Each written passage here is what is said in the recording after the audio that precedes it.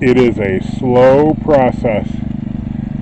You can't really see well, but there's two strips here, and then the rototiller going, and some widening of the strip up here.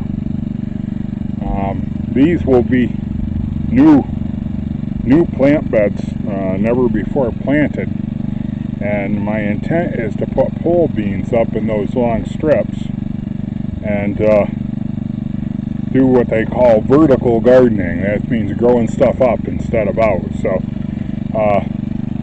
we'll keep you apprised as we keep going. It's an adventure. We will be planting in the next week. We'll be planting lots of stuff. We also have a process with our plants that were started inside in the greenhouse, many of you saw, where we bring them outdoors and they'll sit out in the sun for 3 or 4 days, and in the evening they'll get moved back in under cover, and we do that for a time, and that's called hardening. And because just throwing the plants out there and transplanting them quickly, we'd lose a bunch of them, transplant shock and just the shock of being completely outdoors.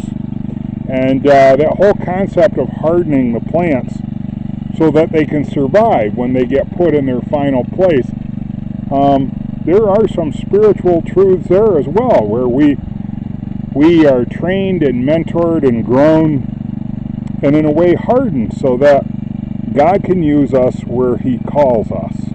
And when we come to our final place where we're planted, we can be productive and useful for the kingdom. And we'll cover that as well. That's one of those things that is a process that we don't give a second thought to with plants. I mean, people have been doing this for hundreds of years, but maybe we ought to think about it a little more when we're planting people, or when we're planting our faith in our children and our faith in people that didn't have a previous faith. And what does that mean, and what could that possibly look like? Just a couple things to ponder, and we'll get back to the rototilling. This was a nice break for me, just to sit down in the shade a little bit and not be baking in the sun. But there's lots to do, so I will get back at it. And you have a great day. Bye.